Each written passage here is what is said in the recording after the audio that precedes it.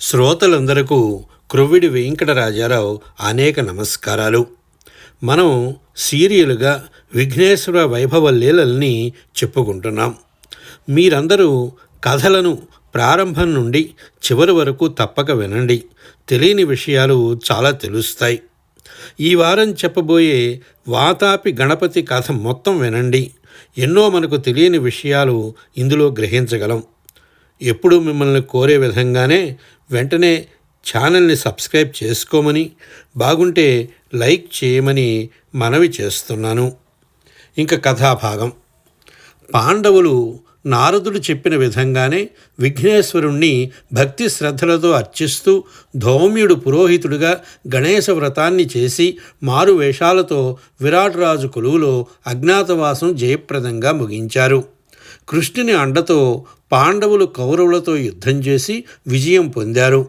హస్తినాపురంలో ధర్మరాజు పట్టాభిషిక్తుడై రాజ్యపాలన చేస్తూ అశ్వమేధ యాగాన్ని చేయడానికి తలపెట్టాడు. యాగాశ్వం వెంట సైన్య సమేతంగా అర్జునుడు బయలుదేరాడు. పాండవుల పురోహితుడైన ధౌమ్యుడు కూడా అతనితో ఉన్నాడు. యాగాశ్వం అనేక రాజ్యాల మీదుగా వెళ్ళింది. రాజులనేకులు ధర్మరాజు పాలనకు వినయ విధేయతలు ప్రకటించారు. గుర్రం వెడుతూ ఓ ప్రాంతంలో ఆగిపోయి మరి ముందడుగు వేయలేదు. అర్జునుడు ఆశ్చర్యపోయి ధౌమ్యుణ్ణి ఎందుకిలా జరిగిందని అడిగాడు.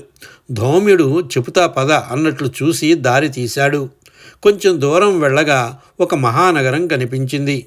ఆ నగరం మధ్యలో బ్రహ్మాండమైన విఘ్నేశ్వరుని విగ్రహం ఉన్నది.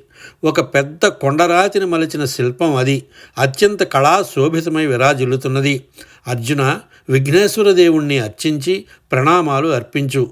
తరువాత వాతాపి గణపతిగా పేరు పొందిన ఈ దేవుని గురించి, వాతాపి నగరం గురించి సవిస్తరంగా చెబుతాను అని అన్నాడు ధౌమ్యుడు.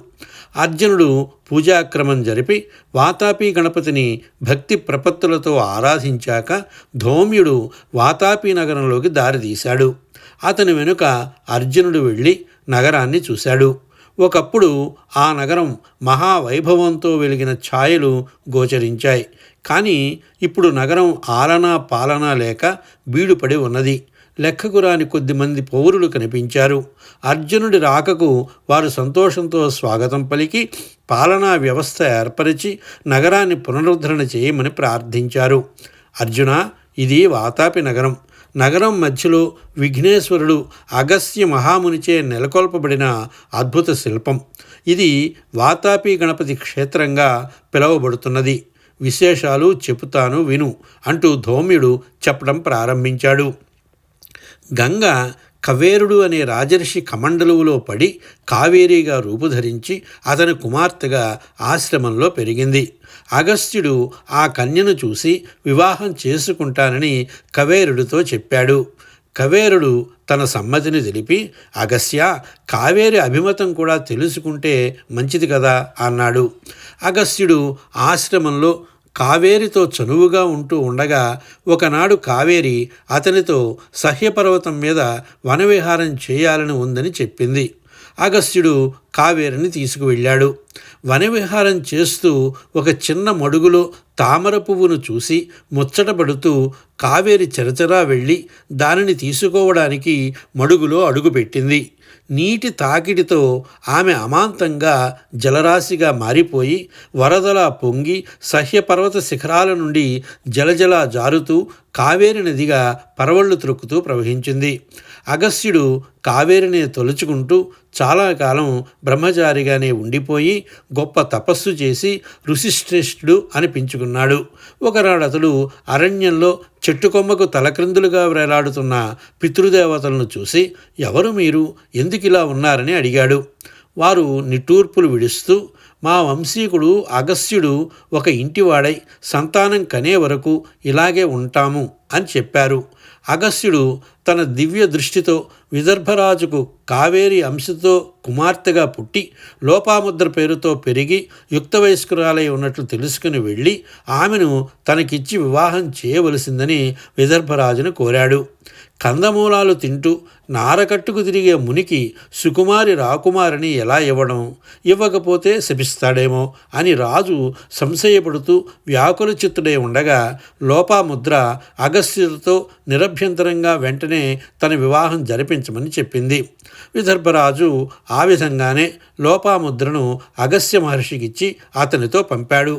అగస్త్యుడు లోపాముద్రతో తన ఆశ్రమానికి వచ్చాక ఒకనాడు, నా పితృదేవతలను పున్నామ నరకం నుండి తరింప చేయడానికి నీ వలన సంతానం కనాలని నిన్ను వివాహం చేసుకున్నాను అని లోపాముద్రతో అన్నాడు.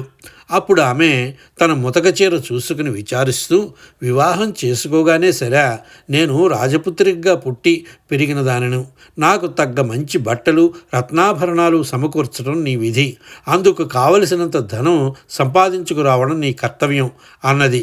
అగస్త్యుడు భార్య మాటల్లోని వాస్తవాన్ని గ్రహించి ధనసేకరణకు బయలుదేరాడు. అతడు చాలామంది రాజుల వద్దకు వెళ్ళి రాజ్యపాలనకు సరిపడగా మిగిలిన ధనాన్ని తనకిమ్మన్నాడు. ఏ రాజు కూడా మిగులు చెప్పలేదు సరికదా, ఎంతో లోటు పడుతున్నట్లుగా చెబుతూ తమకు కూడా ఏమైనా ధనలాభం కలిగే మార్గం చూపమని వేడుకున్నారు. అగస్త్యుడు హతాశుడై అరణ్య మార్గంలో వెడుతూ ఒకచోట ఉన్నతమైన ఒక మహాశిలను చూశాడు.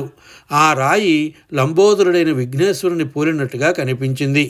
ఆ మహాశిలనే విఘ్నేశ్వరుడిగా భావిస్తూ అగస్త్యుడు నమస్కరించి, గణపతి, తపస్సు తప్పితే రెండో ధ్యాస లేనివాడను, ధన సంపాదనకు విద్యలేవి నాకు తెలియవు, ధనం నాకు ఎలా లభిస్తుంది, నీవైనా నాకు ఒక దారి చూపవా అంటూ వేడుకున్నాడు. అప్పుడు, ఏమిటి మహర్షి, శిలతో మంతనాలాడుతున్నావు అంటూ విఘ్నేశ్వరుడు సాక్షాత్కరించాడు. అగస్త్యుడు ప్రణమిల్లి మ్రొక్కి తన మొర వినిపించాడు. విఘ్నేశ్వరుడు, అగస్య, రావలసిన చోటికే వచ్చావు, రావలసిన వాడివే వచ్చావు. కొంచెం సేపట్లో ఇల్వలుడు నిన్ను భోజనానికి పిలుస్తాడు, వెళ్ళు. ఇల్వలుడి దగ్గర అంతులేని ధనరాశి మూలుగుతూ ఉంది, నీ వలన కాగల కార్యం కూడా ఉంది అన్నాడు. అగస్త్యుడు, గణపతి, ఈ మహాశిలలో నీ పోలికలు నాకు కనిపించాయి, అందుచేత ఈ శిల అపూర్వ గణపతి విగ్రహంగా రూపొందాలనే నా కోరిక కూడా సఫలం చెయ్యి అని కోరాడు. విఘ్నేశ్వరుడు, అలాగే అవుతుందిలే అని చెప్పి అంతర్ధానమయ్యాడు. అగస్త్యుడు చాలా అలసి ఉన్నాడు, ఆకలిగా కూడా ఉంది. ఆయాసంగా మహాశిలను ఆనుకొని కూర్చుని అలా చూస్తూ ఉండగా అతిథులను వెంటబెట్టుకుని వస్తున్న ఇల్వలుడు కనిపించాడు. అగస్త్యుడికి విషయమంతా త్రుటిలో తెలిసిపోయింది. ఆ అరణ్యంలో వాతాపి, ఇల్వలుడు అనే గొప్ప మాయావులైన రాక్షసులు ఋషులను, యాత్రికులను, బాటసారులను చంపి ధనాన్ని దోచుకొని పెద్ద రాతి దుర్గంలో పోగు చేస్తున్నారు. ధర్మమూర్తి భవించిన మహారాజు వేషంలో ఇల్వలుడు ఆతిథ్యానికి తీసుకువచ్చిన వారికి వినయ విధేయతలతో మర్యాదలు, కుశప్రశ్నలు జరుపుతున్న సమయంలో వాతాపి బాగా కొవ్వు పట్టిన మేకపోతుగా మారతాడు. ఇల్వలుడు ఆ మేకను తెచ్చి చంపి వడ్డించి మేక మాంసంతో భోజనం పెడతాడు. అతిథులు భుక్తాయాసంతో విశ్రమిస్తున్న సమయంలో ఇల్వలుడు గొంతెత్తి వాతాపి అని పిలుస్తాడు. వాతాపి అతిథుల పొట్టలను చీల్చుకుని వస్తాడు. ఆ దుర్మార్గులు చేస్తున్న పనికి అగస్త్యుడి ఒళ్ళు మండిపోయింది. ఇల్వలుడు అగస్త్యుడిని సమీపించి, వీడెవడో గొప్ప ఋషిలాగా ఉన్నాడు, ఇలాంటి వాళ్లను ఎంతమందిని హతమార్చితే అంత మంచిది అనుకుంటూ సవినీయంగా భోజనానికి ఆహ్వానించాడు. అగస్త్యుడు ఆకలితో అలమటించిపోతున్నవాడిలాగా పరమానందం కనబరిచి, ఓ ధర్మదాత, నీలాంటి వాళ్ళు ఉండబట్టే ఈ భూమండలం అనంత ఆకాశంలో ఇలా నిలిచి ఉంది, పద అంటూ ఇల్వలుడి వెంట రాతిదుర్గానికి వెళ్ళి, ఓ అన్నదాత, చాలా రోజులుగా తిండి లేదు, ఆకలి దహించేస్తున్నది, 1000 యజ్ఞాలను జరిపించిన వాడిని కావటం వల్ల మేక మాంసం తప్పితే మరేదీ అరగని రోగం ఒకటి పట్టుకున్నది, అంచేత ముందు నాకు ఆ మాంసభోజనం పెట్టి నన్ను పంపించు అన్నాడు. ఇల్వలుడు, స్వామి, మీకోసమే రాసిపెట్టి ఉన్నది కాబోలు, మా ఇంట చిరకాలం నుంచి ఒక మేకపోతు పెరుగుతూ బాగా కొవ్వు పట్టి ఉన్నది అని చెబుతూ వెంటనే మేక రూపంలో ఉన్న వాతాపిని చూపించాడు. అగస్త్యుడు మేకను చూసి, ఆహా, ఏం మేక, ఏం మేక, 1000 యాగాలు చేయించానన్న మాటే గాని ఇలాంటి మేకను రుచి చూడలేదు నాయన.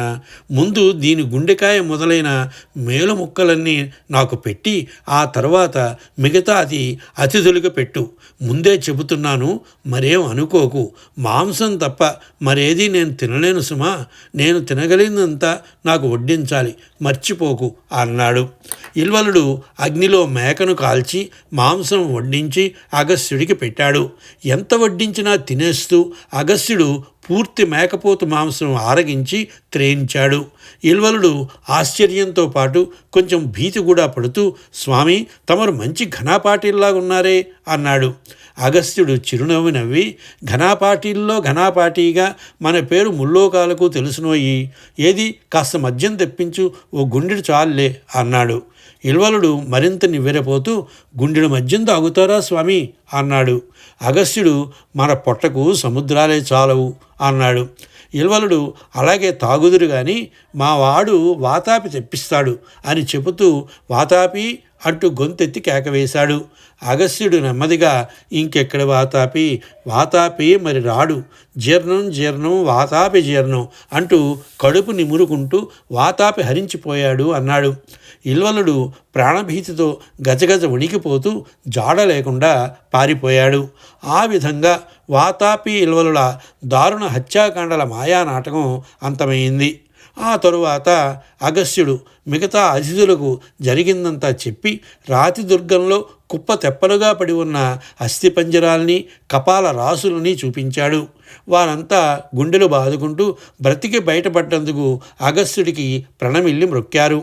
ఆ దుర్గంలో పదిలంగా భద్రపరిచి ఉన్న ధనరాశుల్ని అగస్త్యుడు చూశాడు. తనకు కావలసింది పోగా మిగిలిన ధనంతో ఒక మహానగరం నిర్మించవచ్చు, వేలాది మంది సుఖంగా జీవించవచ్చని ఆయనకు తోచింది. వెంటనే అగస్త్యుడు అందరికీ ధనాన్ని పంచడం మొదలుపెట్టాడు. ఆ సంగతి విని సమీప రాజ్యాల నుండి ఎంతోమంది ప్రజలు అక్కడికి చేరుకొని అగస్త్యుడిచ్చిన ధనంతో ఇళ్ళు కట్టుకొని స్థిరపడ్డారు. అగస్త్యుడికి విఘ్నేశ్వరుడి ఆకారంలాగా కనిపించిన మహాశిల కేంద్రంగా చుట్టూరా ఒక మహానగరం తయారైంది. వాతాపి జీర్ణంతో ఏర్పడిన ఆ నగరం వాతాపి నగరంగా పేరు పొందింది. అగస్త్యుడు స్వపరిపాలనా సూత్రాలను శిలాఫలకాల మీద చెక్కించి నగరంలో పెట్టించాడు. ప్రజలే పాలకులుగా ఆదర్శప్రాయమైన ప్రజారాజ్యం ఏర్పడింది. సశేషం. మిగిలిన కథాభాగం వచ్చేవారం. అంతవరకు సెలవు. సర్వే జనా సుఖినో భవంతు. స్వస్తి.